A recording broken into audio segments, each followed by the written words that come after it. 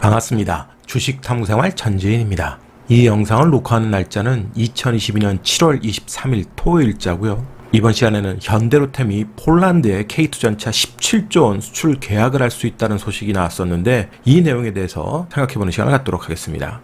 먼저 시황을 좀 살펴보면 유럽이 11년 만에 기준금리를 인상했습니다. ECB가 0.5%포인트 빅스텝을 발표했는데요. 이번에 0.5% 인상 이후에도 향후에 추가적인 금리 인상을 예고했기 때문에 이제 유럽도 인플레이션 이후에 경기 침체 우려가 커질 수밖에 없는 상황이 됐습니다. 그나마 이번에 ECB의 통화정책 회의 중에서 가장 눈여겨볼 점은요. 새로운 채권 매입 프로그램을 가동한다는 얘기입니다.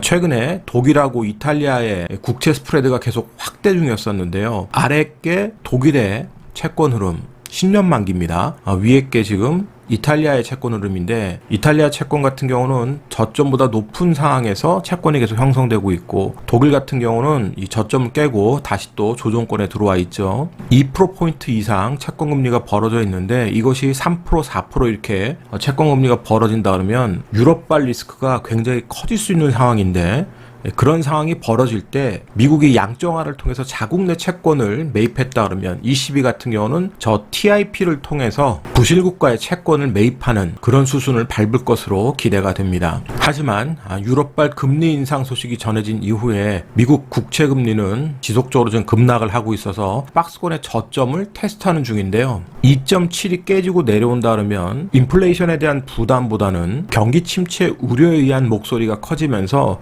그것이 시장에 반영될 가능성이 있습니다. 그래서 여기 지지 여부를 좀 눈여겨봐야 될 것 같아요. 다시 회귀한다면 큰 무리가 없겠습니다만 지금 현 시점에서는 경기 침체 우려가 좀 더 부각될 수 있다는 소리입니다. 자, 우리 시장으로 금요일 새벽 마감한 뉴욕 증시에서는 AT&T의 주가가 급락을 했었는데요. 개파락에서도 7%대 폭락하는 그런 모습을 보였는데 이 폭락의 배경에는 실적 불안도 있습니다만 통신비의 연체율이 높아지고 있다. 이 소식이 전해졌거든요. 그러니까 통신비마저 연체한다 그러면 결국 서민층의 경기가 나빠지고 있다는 거니까 경기 침체 부담이 계속 높아지는 과정으로 보여지는 거죠. 오늘 새벽 마감한 뉴욕 증시에서는 스냅이 하락세를 이끌었습니다.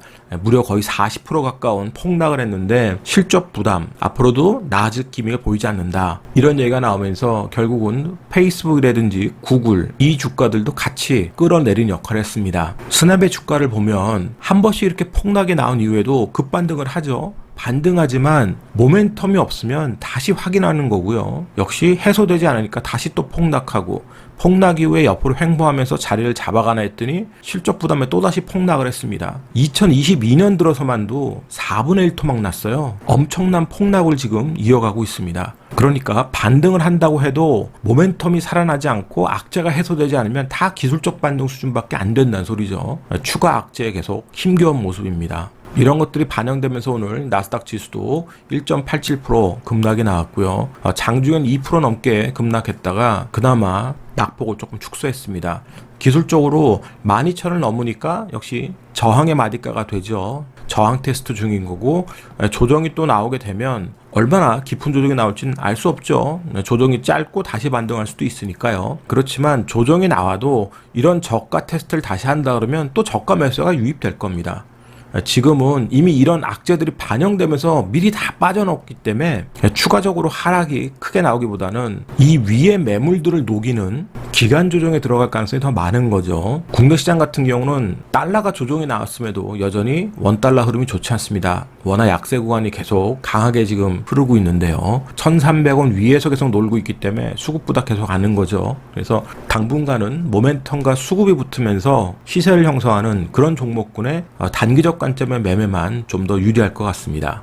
국내 시장에 조금 긍정적 소식이라고 할 수 있는 것은 금융시장 활성화 방안을 통해서 양도세 이 부분이 완화가 되고요. 대주주 기준 요건도 완화가 됐습니다. 금융투자소득세 같은 경우도 2년 동안 유예를 해요. 2025년부터 이제 소득세가 부과가 되고 그 기준도 코스피, 코스닥, 코넥스 1%, 2%, 4% 지분율 또는 보유 현금 10억이었는데 이거 지분율 다 삭제해버렸습니다. 개정안은 100억 이상 보유한 금액에 대해서 양도세 부과하고요. 판정 기준은 직계가족이 아니라 각자 본인한테만 계산됩니다. 그래서 코스닥 시장의 우량 종목군들의 수급이 개선될 여지가 있습니다.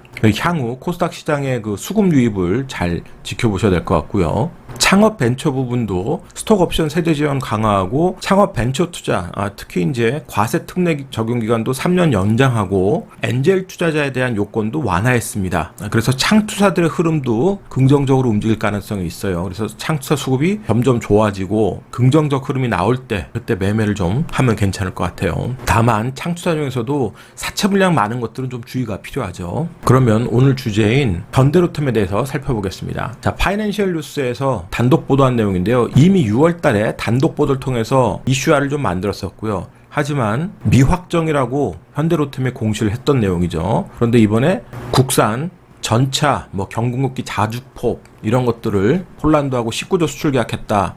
이렇게 단독 보도를 했고 이걸 인용해서 각 언론사들이 찌라시처럼 다 뿌려뒀습니다. 자, 6월달 내용을 7월 7일 날 미확정이라고 현대로템은 공시를 했고요. 어제자 금요일자 같은 경우 서울경제에서 나온 보도는 물량 1000대까지 MOU 할 수 있다 이랬어요. 아마 27일이나 28일쯤 이 소식이 나올 것 같은데 우리가 눈여겨봐야 될 점은 정식 계약이 아니라 MOU라는 점입니다. 양해각서는 언제든지 내용이 변경될 수도 있고 취소될 수 있죠. 법적 구속력이 없잖아요. 그러니까 지금은 모멘텀, 기대감만으로 수급이 유입됐다 이렇게 보셔야 되고, 그래서 깨지 말아야 될 자리 이런 것들을 정확하게 인식하면서 매매에만 집중을 해야 될 겁니다. 그래도 현대로템에는 좀 긍정적인 모멘텀이 또 있는 게 현 정부가 임기 내 연간 700불 달성 목표로 해서 K-스마트 인프라를 적극적으로 지원하겠다 이런 방안을 내놨어요. 여러분들이 다 아시는 우크라이나 재건 관련 이런 종목들이 움직였었는데 좀 더 폭넓게 중동이라든지 아시아 지역을 포함해서 철도, 공항, 도시개발 등 우리나라의 그 대표 인프라 사업들 이런 것들을 추진하겠다 이런 내용인데, 철도 관련해서는 아무래도 현대로템이 그 수혜를 받을 가능성이 있는 거죠. 그래서 방산산업과 철도 관련 인프라 쪽 양쪽의 모멘텀이 있어서 수급이 지속적으로 유입된다면 매매할 수 있는 좋은 기회가 될 수 있을 것 같아요.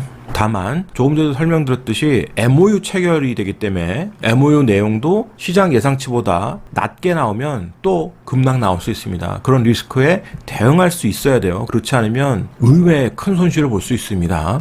그리고 이 내용 가지고 금요일장 상한가 갔던 종목이 평화산업입니다. K2 관련해서 이 궤도라든지 패드, 로드힐들을 공급하고 있는 것으로 알려져서 상한가에 갔는데, 평화산업은 재무적으로 리스크가 있어요. 자, 보시다시피 유보율이 지금 마이너스입니다. 그리고 부채 비율도 700%가 넘어요. 그러니까 재무적으로 리스크가 있는 기업으로 보셔야 되고, 매매를 꼭 한다면 장중 단타로만 끝내는 게 좋고, 굳이 매매할 거면 현대로템을 매매하는 게 좀 더 유리할 거예요. 그러면 차트를 통해서 주가의 위치와 전략을 살펴보겠습니다. 현대로템 최근 차트 흐름을 보면 금요일장 대량 거래 수반하면서 아주 장대 양봉 나왔죠. 20% 이상 상승하는 큰 흐름을 보였는데 기술적으로도 의미 있는 자리를 마련했습니다. 앞전에 저항의 고점 자리, 자, 이 자리들을 넘고 올라섰어요. 그러니까 23,000원은 종가상으로 훼손하지 않아야 되겠죠. 이게 훼손되면 모멘텀이 약화되고 원래 자리까지 또 되돌릴 가능성이 얼마든지 있는 겁니다. 자, 기술적으로는 이 자리가 지지되면서 고공전투를 벌리면 역시 27,500원, 2021년도 고점을 도전할 수 있는 에너지가 모아지겠죠. 그래서 이 자리가 중요하다. 장중에도 보시면 23,000원을 깨지 않고 움직이는 모습을 볼 수 있죠. 굉장히 급등을 했습니다. 피로도가 커지는 상황에서 조정이 나왔는데 이 조정에서 23,000원을 깨지 않고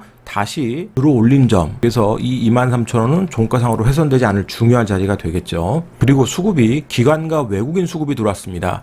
외국인들은 100만 주 정도, 기관은 38만 주인데 기관 수급 중에서도 좀 특이사항이 있어요. 자, 보시면 투신권이 조금 들어왔고 대부분의 기관 수급은 사모펀드에서 들어왔습니다. 그러니까 사모펀드는 이렇게 대량 수급이 들어오지 않는 것으로 유명하죠. 그런데 사모펀드 수급이 이렇게 대량으로 들어왔다는 것은 단기적 수익 차원 관점에서도 긍정적일 수 있으니까 매매하는데 우리가 좀 더 관심을 두고 봐야 될 것 같고요. 그래도 공매도 물량이 많다라는 거, 시가총액이 2조 6천억, 작지 않은 시총입니다.